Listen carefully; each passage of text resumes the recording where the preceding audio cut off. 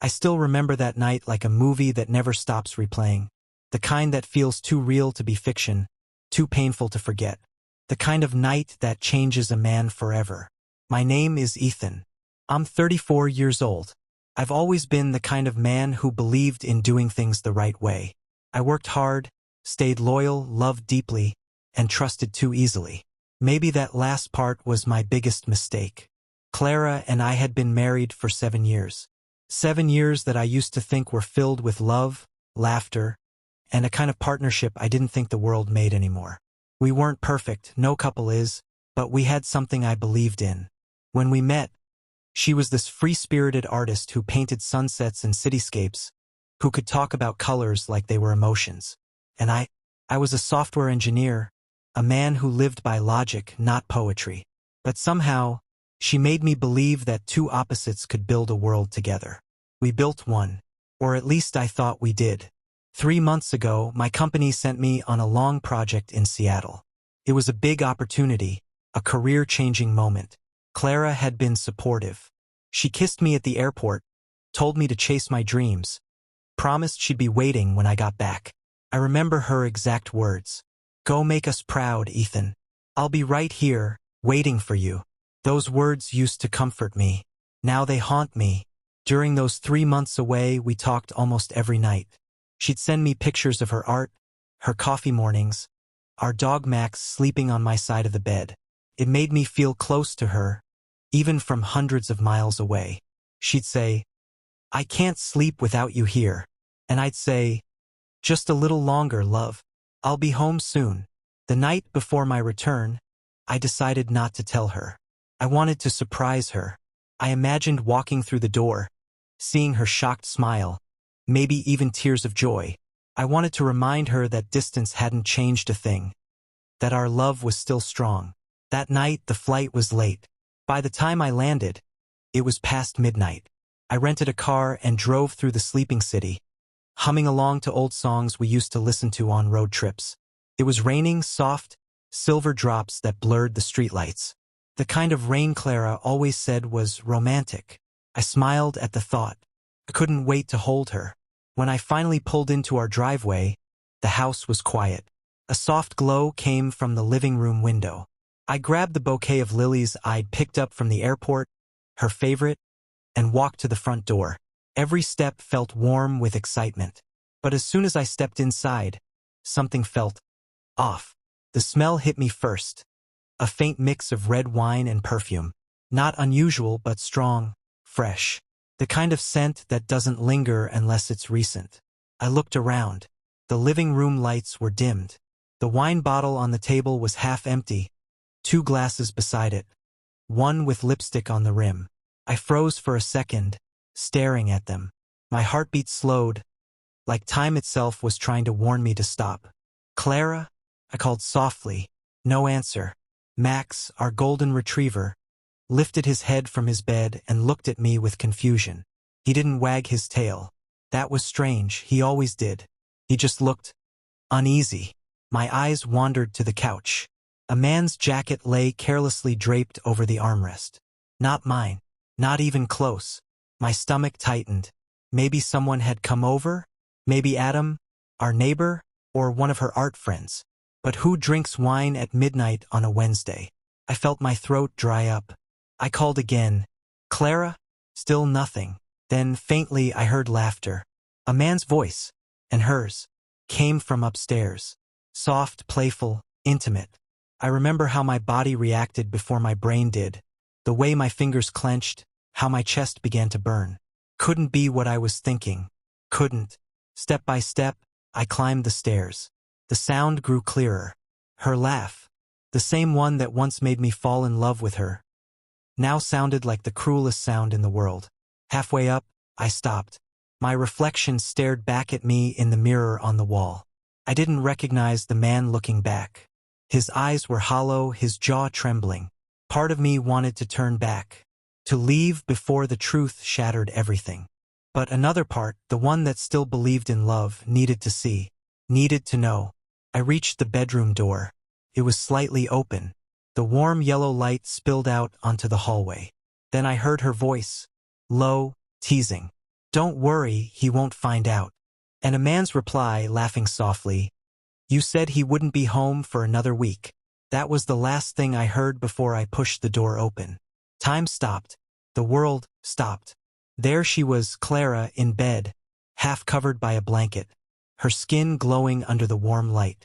Beside her, a man I knew all too well, Adam, our neighbor, our friend, the man who helped me fix my car last summer, the man who came to our cookouts, laughed at our table, held my hand and said, "You're lucky to have her, bro. Lucky." That word echoed in my mind like poison. For a moment, none of us moved. Then she gasped, clutching the blanket to her chest. "Ethan!" Adam scrambled, his face pale, muttering something like, I didn't say a word." The bouquet slipped from my hand. The lilies scattered across the floor, white petals mixing with the soft rug beneath my feet. I just stood there, frozen, like if I didn't move, maybe it would all disappear. She stammered, It's not what it looks like." The oldest, most meaningless sentence in the history of betrayal. I didn't answer, didn't yell, didn't curse, because what could I possibly say that would make any of this make sense? I turned around and walked out, down the stairs, out the front door. The rain hit my face like punishment, cold, heavy, unforgiving. I got in my car and drove nowhere, everywhere. I didn't even know where I was going. All I could hear were echoes, her laughter, his voice, her saying, "I love you." Only now, those words were meant for someone else. The road blurred beneath the tires. My vision clouded, not from the rain, but from the tears I refused to let fall. I kept thinking, maybe I did something wrong. Maybe I wasn't enough. Maybe all those late nights at work, trying to build a better life for us, only pushed her away. But no, that's the lie betrayed hearts tell themselves, that love fails because of them. The truth is simpler, crueler. Love fails because someone chooses to stop trying. I ended up by the lake, the one where Clara and I used to go on weekends. We'd sit under the old oak tree, watch the sunset, and she'd paint while I read. It used to be our place, our peace. That night it became my hell. I parked by the edge and sat there, the rain tapping against the windshield. Every memory we ever made flashed before me. Our first date, our wedding dance, our last goodbye at the airport. And now, this. My hands were shaking. My heart ached so hard it felt like my ribs might break.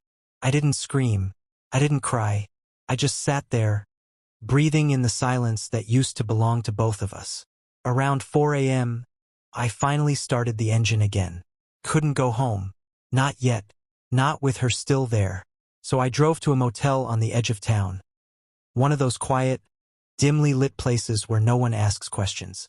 I lay in that cold bed, staring at the ceiling, trying to piece together how everything went so wrong. I thought about all the times Adam had been around. The way he'd always find excuses to help her with something. Carrying groceries, fixing her car battery, hanging her paintings. I trusted him. I trusted both of them. And then the little moments started to make sense, the ones I had ignored. The sudden distance in her voice during our calls. The way she avoided FaceTime. The art classes that ran late.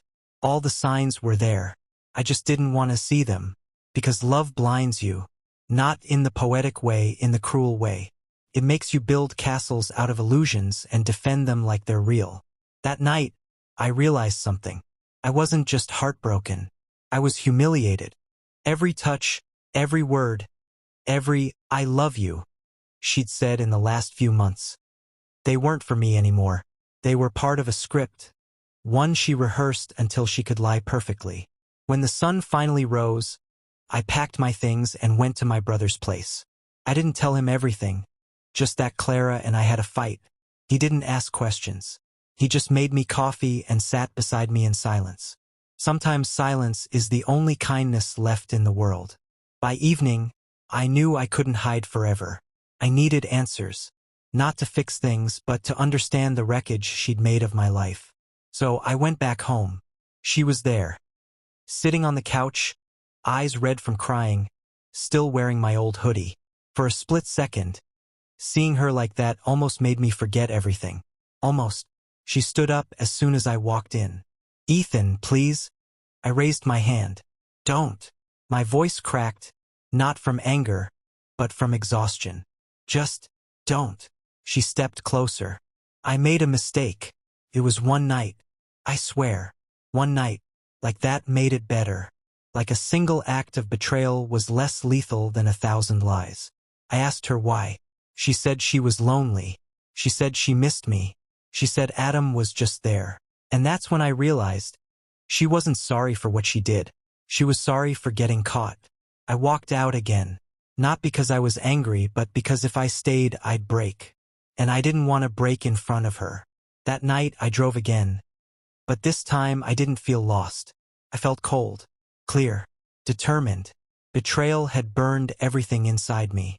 And from those ashes, something new was rising, something sharper. Something she wouldn't see coming. Because love might make a man blind, but betrayal teaches him to see. Subscribe the channel if you are still there. The morning after I found them together was the first morning in years that I didn't know who I was. I remember staring at myself in the bathroom mirror of my brother's guest room. My eyes were bloodshot. My face looked older. And the man staring back wasn't Ethan Miller, husband, engineer, or loving partner. He was just a ghost wearing my skin. I brushed my teeth in silence, watching my hand tremble as I lifted the brush.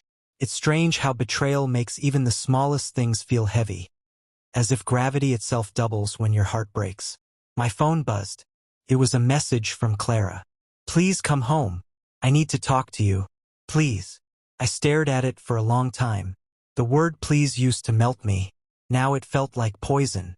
I didn't reply. Instead, I opened my laptop and tried to lose myself in work, code, logic, systems, things that made sense. But even lines of code blurred into her face. Every variable looked like her name. Every silence echoed with her voice. By afternoon, my brother knocked on the door. "You haven't eaten anything," he said softly. I forced a smile. "Not hungry." He nodded, sat beside me, and handed me a cup of coffee. "You don't have to tell me what happened," he said. "But whatever it is, don't let it destroy you." I didn't respond, but his words stayed with me, because destroyed was exactly how I felt. Later that day, I drove back to the house. Not because I wanted to see her, but because I needed to face the wreckage. When I walked in, she was sitting on the couch, still in that same hoodie, eyes swollen from crying. "Ethan," she said, standing up quickly. "I didn't sleep. I've been waiting for you." I looked at her, the woman I once thought was my forever, and all I could think was how easily she had turned love into lies. She reached out. "Please, can we talk?" "Talk," I said quietly. "Now you want to talk?" Tears rolled down her face. "I made a mistake. It was one night. I was lonely. You were gone for so long." I cut her off. Don't insult me with cliches." She looked down. "I didn't mean for it to happen. It just did." I laughed, the kind of laugh that doesn't sound human. "Things like that don't just happen, Clara. They're chosen. Step by step. Text by text. Lie by lie." She broke down. "I love you, Ethan. I swear I do. Please, don't throw everything away." I wanted to believe her. God, I wanted to. But all I saw when I looked at her were his hands on her skin, his voice in her ear, her laughter that no longer belonged to me. "I'm not the one who threw it away," I said finally. Then I walked upstairs, packed a bag, and left again.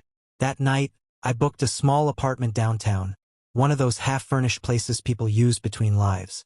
And that's what I was doing, living between lives.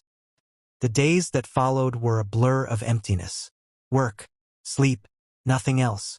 Every morning, I'd wake up hoping it was all just a dream.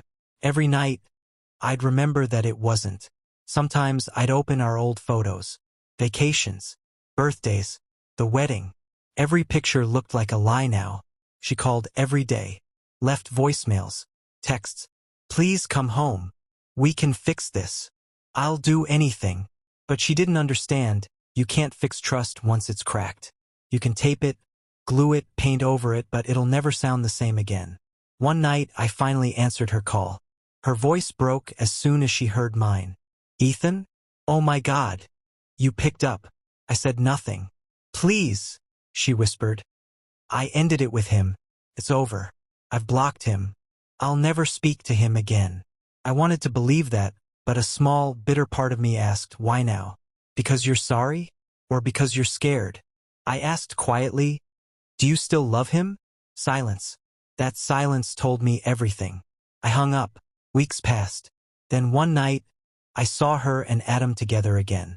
It was at a cafe downtown. One she didn't know I sometimes passed by after work. They were sitting in the corner, laughing, holding hands like teenagers. No guilt. No shame. My hands went cold. She had sworn it was over. And there they were, the betrayal continuing right out in the open. That's when something inside me changed. I realized she didn't just cheat once. She chose to keep betraying me because she thought I was too broken to fight back. But she was wrong. The old Ethan had died that night I walked in on them. The new Ethan was colder, quieter, and patient. Because revenge, I realized, isn't about rage. It's about timing. I started watching them. Not obsessively, but enough to see the pattern. They met every Thursday night at the same cafe. Sometimes at his place. She'd lie to her friends, saying she was at her art studio. I never confronted them. Not yet. Instead, I started collecting pieces like a detective in my own story. Screenshots, photos, messages she forgot to delete from her cloud. I still had access. She never changed the password. And what I found there shattered me all over again. Months of messages, photos, videos. They had started long before my trip. While I was still home. All those nights she said she was painting late. She was with him. All those days she said, Adam just dropped by to help me move things. Were lies.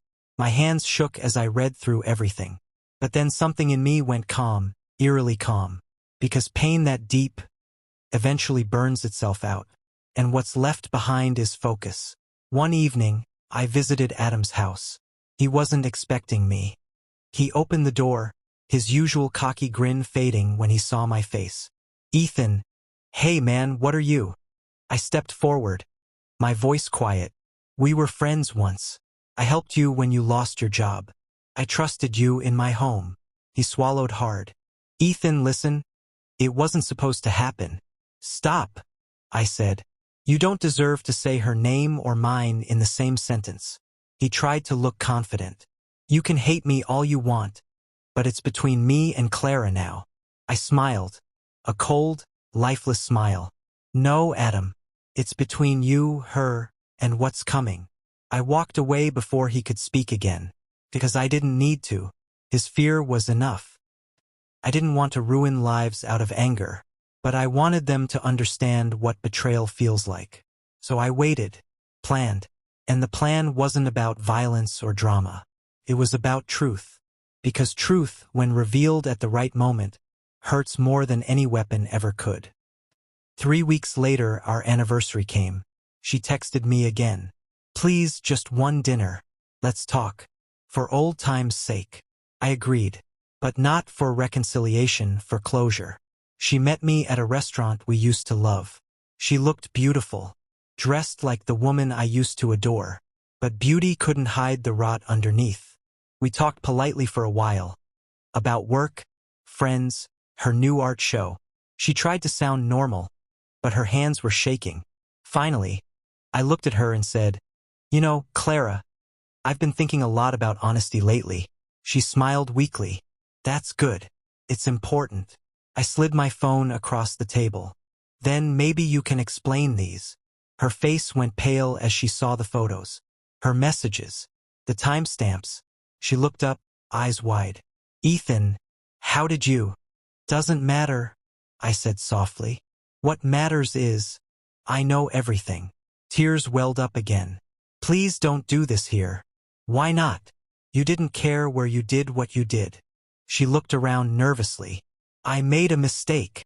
No. I interrupted, my voice calm but sharp. You made a choice, and now you get to live with it. I stood up, leaving her there with the phone still showing her own lies.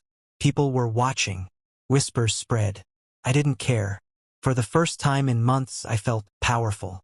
Not because I'd embarrassed her, but because I'd finally stopped begging for her truth. I had taken it. That night I sent every screenshot, every photo, every chat log to Adam's employer. He worked at a firm that valued integrity and ethics. Within a week he was fired. As for Clara, word spread through her art community. People whispered. Invitations stopped. Not because I ruined her reputation, but because the truth did. I didn't lie about her. I didn't exaggerate. I just told the story exactly as it happened. The world did the rest. Weeks passed. I should have felt victorious. But revenge doesn't heal. It just quiets the noise. Some nights, I still woke up reaching for her side of the bed, only to find it empty. Some mornings, I still poured 2 cups of coffee before remembering I was alone. That's the cruel part about heartbreak. It leaves ghosts in the most ordinary places. But slowly, I started to live again. I joined a gym, took up photography, even adopted another dog. Life wasn't good yet, but it was mine again. Then, one afternoon, she showed up at my apartment. She looked different. Tired, older, broken in ways makeup couldn't fix. I just wanted to say I'm sorry, she whispered. Not for forgiveness, just to say it. I studied her face.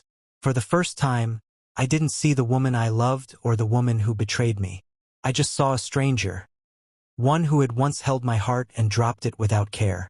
I hope you find peace, Clara, I said quietly. She nodded, tears slipping down her cheeks. You too, Ethan. And then she left. I watched her walk away, the final ghost disappearing into the daylight. They say time heals all wounds. It doesn't. It just teaches you how to live with the scars. Betrayal changes you. It teaches you that love isn't about promises. It's about presence. It teaches you that loyalty isn't about words. It's about who stands beside you when no one's watching. I didn't expect betrayal when I came home that night, but now I know. Sometimes the biggest heartbreaks are the universe's way of setting you free. If you've ever faced betrayal and come out stronger, know this: your pain isn't your ending. It's your rebirth. It's strange how silence can become louder than screams. For weeks, I lived in that silence. It followed me everywhere. At work, I'd stare at my computer, pretending to read reports while the same words replayed in my head. I miss last night. At home, every corner whispered her name. The couch where we'd watched movies. The table where she'd laugh over burnt pancakes. Even the mirror, it showed me someone I barely recognized anymore. I had lost weight. My eyes looked hollow. People at the office started asking if I was sick. I told them I was fine, but inside, I was dying piece by piece. One evening, as I sat alone in my apartment, scrolling through old pictures, I saw one that broke me. It was from 2 years ago, our anniversary. Clara had written a little note on the back. To forever, no matter what, forever. She'd said it with such sincerity that night. Tears in her eyes. And I believed her. I slammed the photo frame against the wall. Glass shattered. It was the first time I'd let the anger out. Felt terrifying but real. Because for the first time I wasn't pretending to be okay. That night, I opened my laptop and searched for Adam's name. His social media was private but not completely locked. His profile picture showed him smiling, wearing my old jacket. The one I had lent him last winter when his car broke down. The same jacket that now felt like a symbol of betrayal. My hands trembled as I clicked on Clara's profile next. She hadn't posted anything new. But then I noticed her story highlights, little circles that I had ignored before. Inside one was a video, a dinner table, 2 wine glasses, a man's hand reaching for hers. It was subtle, but I knew that hand. I'd know it anywhere. Adam. That was all the confirmation I needed. Not a rumor. Not an assumption. The truth, right there, disguised as love. The next morning, I didn't go to work. Instead, I drove to our old house. I sat in the car for nearly 20 minutes before I found the courage to step out. When she opened the door, she froze. Ethan? Her voice cracked, like she wasn't sure if she was allowed to say my name. I looked at her, her hair messy, her eyes red, wearing the same robe I'd seen that night. I came for my things, I said. Her lips trembled. You can't just walk in like that. I smiled faintly. You're right. I used to live here. She stepped aside. I walked in. Everything looked the same but different. The walls seemed colder. The pictures on the shelves mocked me. Ethan, please, she started. But I cut her off. How long? She looked confused. How long, Clara? I asked again, my voice sharper. How long have you been seeing him? She broke down instantly. Tears filled her eyes. It just happened, she whispered. I didn't mean to. I laughed bitterly. Didn't mean to? You don't accidentally sleep with your husband's best friend, Clara. She tried to reach out, but I stepped back. You killed everything good in me, I said quietly. Do you even understand what you've done? She sobbed. I was lonely. You were gone for months. You stopped talking to me. You made me feel invisible. Her excuses poured out like poison. And maybe once I would have believed her. But not now. You didn't cheat because you were lonely, I said coldly. You cheated because you wanted to, because you could, and because you knew I'd never see it coming. For the first time, she didn't argue. She just looked at me, defeated. I picked up the small box of my things from the bedroom. Photos, my father's watch, a book she gave me once. As I turned to leave, she said something that stopped me. Adam left me. I turned slowly. What? She looked down. He said he can't handle the guilt. He moved away. I watched her closely. Her shoulders shook as she cried harder. But instead of pity, I felt something else. Relief. Maybe this was karma starting to do its job. I walked out the door and didn't look back. That night, I went to a bar for the first time in months. I didn't go to drink. I just wanted noise, people, anything to drown out the echoes of my past. And that's where I met Leah. She was a journalist. Sharp eyes, soft smile. The kind of person who listens with her whole soul. We talked for hours, not about pain but about everything else. For a while I felt like breathing again. But just as I started feeling human, Clara texted me. Please, can we talk one last time? I should have ignored it. I should have deleted her number. But closure is a tricky illusion. So I agreed. We met at the same lake where I had parked that night. She looked exhausted, like someone who hadn't slept in weeks. I stayed silent, waiting for her to speak. She finally said, I don't expect forgiveness. I just need you to know I'm sorry. Her voice broke, and tears rolled down her cheeks. I loved you, she said. But somewhere along the way, I lost myself. I thought Adam cared, but he just wanted what you had. I studied her face. For the first time, I didn't feel anger. I just felt nothing. The kind of emptiness that comes when you've already mourned something that isn't dead. You're right, I said softly. You lost yourself, and you dragged me down with you. She wiped her tears. Ethan, please, can we at least try to be friends? I almost laughed. Friends? After everything? No, Clara, I said quietly. You made your choice, and now you have to live with it. I turned to leave, but then she grabbed my hand. There's something you should know, she whispered. I looked back. Her expression changed. Fear in her eyes. Adam's not who you think he is. What are you talking about? She hesitated, looking around nervously. He's been blackmailing me, she said. He recorded us that night. He said if I told anyone, he'd ruin you too. The world spun. My pulse pounded in my ears. What did you just say? She nodded frantically. He said he'd leak everything, to your company, to the media. He wants money, Ethan. He said you made him look small his whole life, and this is his payback. My blood ran cold. This wasn't just betrayal. This was war. I clenched my fists. Do you still have his messages? She nodded, crying. I'll show you. She handed me her phone. I scrolled through the texts, threats, demands, recordings. He even bragged about sending one to a reporter if she didn't pay. For the first time since that night, I felt something powerful. Control. I looked at her. You still have the location he used to message you from? She nodded. Good, I said. Then we're going to end this. Her eyes widened. "Ethan, what are you going to do?" I didn't answer, because I didn't know, not yet. But one thing was certain. I was done being the victim. That night, I drove to Adam's apartment building. The city lights reflected off my windshield like little shards of guilt. I parked 2 blocks away and waited. When he finally stepped out, I followed him, keeping distance. He looked nervous, paranoid. Maybe Clara had told him I knew. He turned into a small bar and I waited outside. An hour later, he came out drunk, stumbling. I stepped out of the shadows. "Adam." He froze, his face drained of color. "Ethan." "Hey man, listen. Save it," I said. He stammered. "I didn't mean for any of this to." I grabbed him by the collar. "You recorded us. You threatened her. Why?" He swallowed hard. "You always had everything, man. The job, the wife, the life. I was just the friend in your shadow. For once, I wanted something you couldn't have." I stared at him in disbelief. "So you destroyed 2 lives for your ego?" He sneered. "You think you're some hero? You're just a loser whose wife got bored." That was it. My fist connected with his jaw before I even realized I'd moved. He hit the ground hard.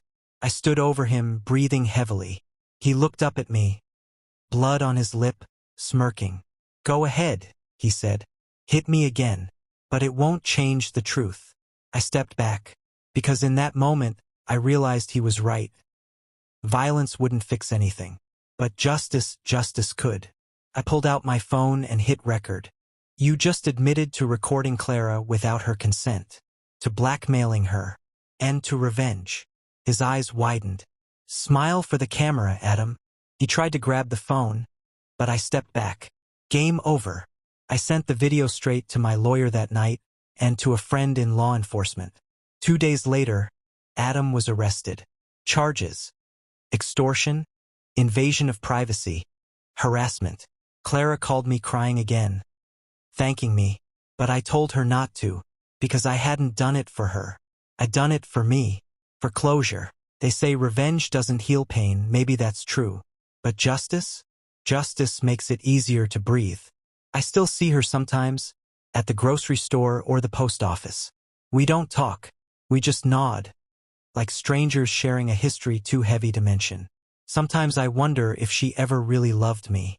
But then I realize it doesn't matter anymore. Because now, I love the one person I had forgotten for so long myself. When the courthouse doors closed behind Adam, something heavy left my chest. Not all of it.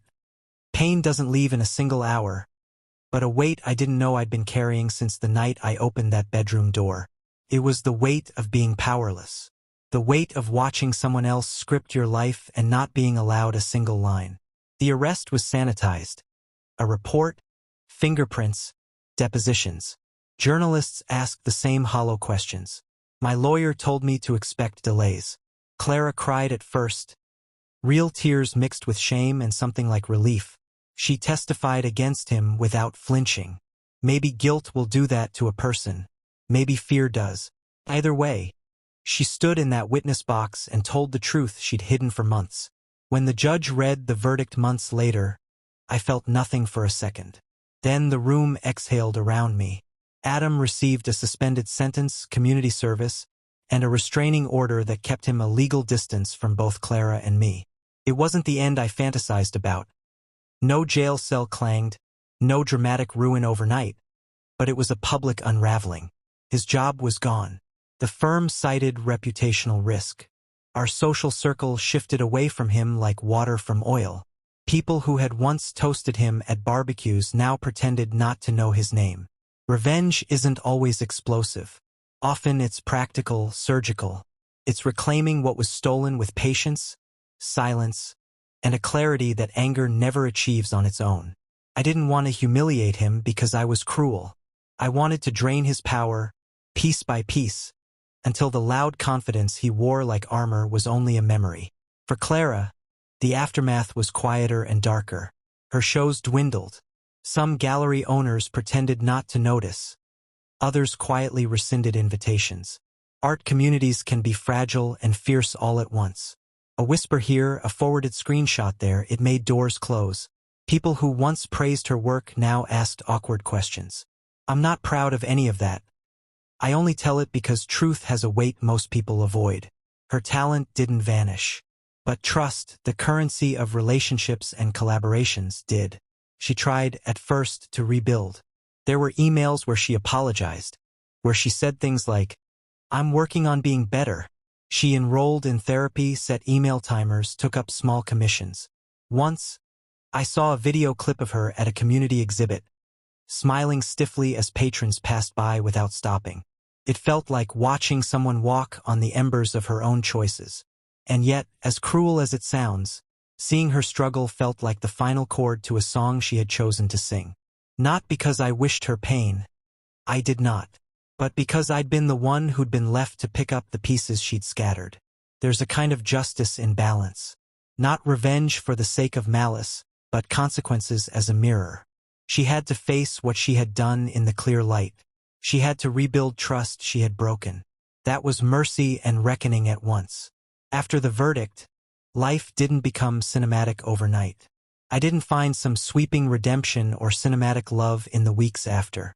What I found, slowly, stubbornly, was myself. I started to breathe in a way that didn't come with clutching the past.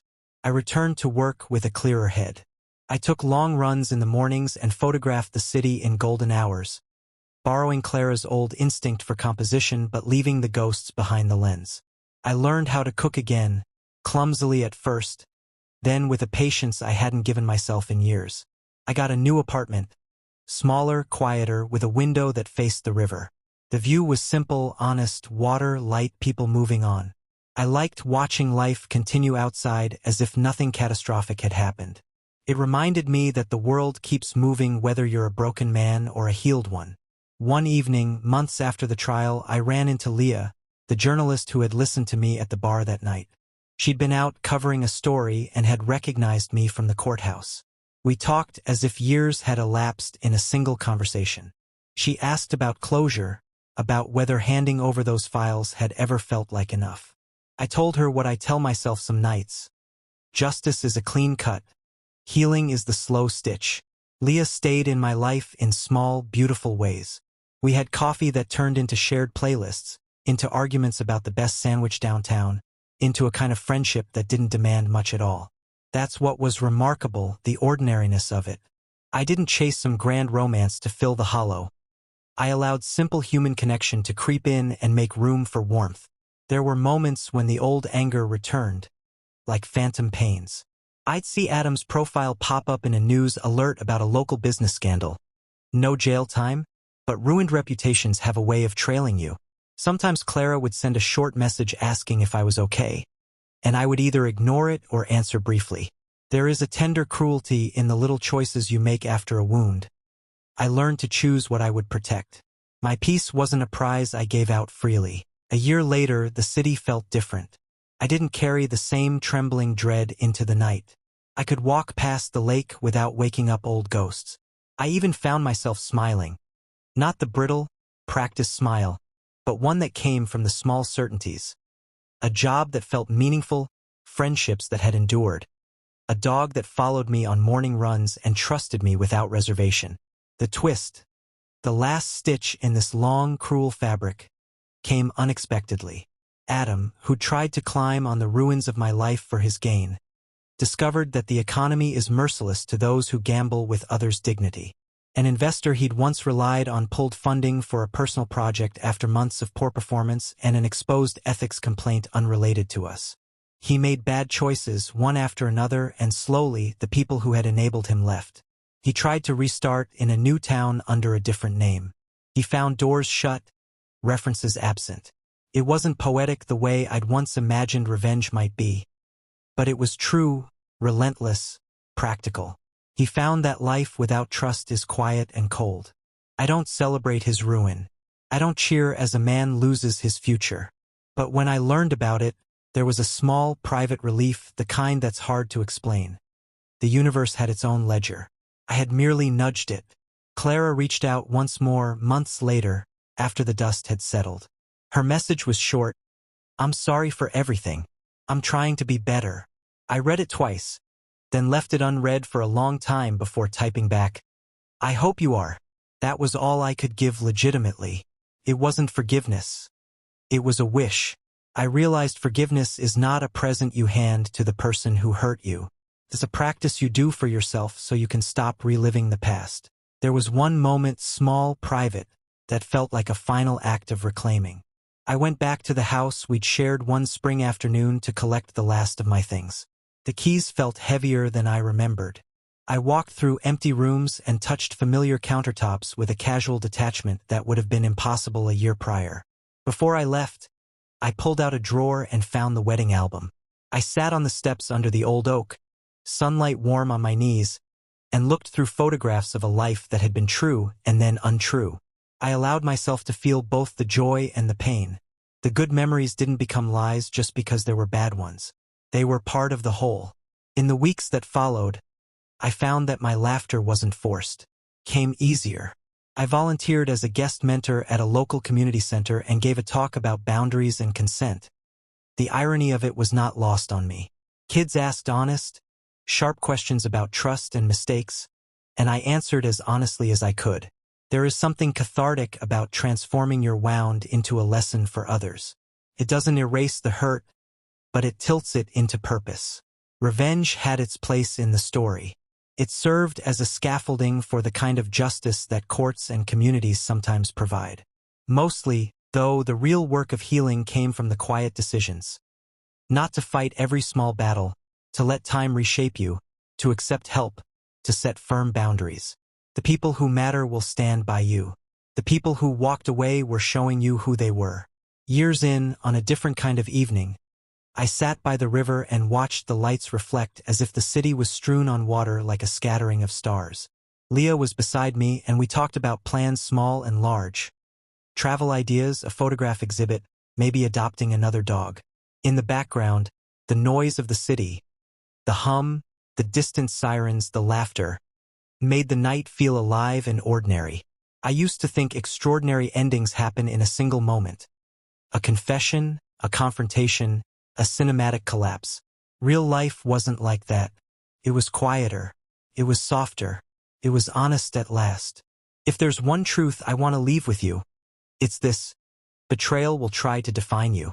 It will try to make your identity into one thing, the one who was broken, the one who was cheated, the one who was wronged.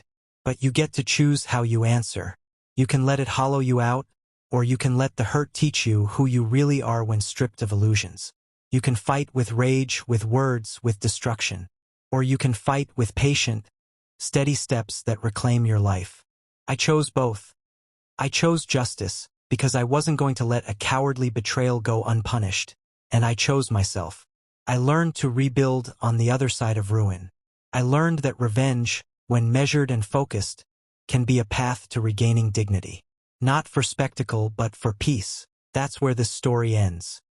Not with a grand theatrical moment, but with the slow return of a man who had been hollowed out and, through a jagged, painful process, found himself again. I walk forward now careful but not fearful. I trust cautiously, love deliberately. I carry the scars, sure, but they're reminders of what I survived, not what imprisoned me. If you've been betrayed and you're listening, you're not alone. There is a path through the wreckage. It is not pretty, and it is not quick, but it exists. Take it one day at a time. Protect your peace. Seek truth. Seek help. And when you need it, let justice be a tool to help you stand again. Follow Betrayal Tells for more true stories of heartbreak and hard-won justice. Subscribe, share your story, and remember, your life after betrayal can be louder than the night it broke you.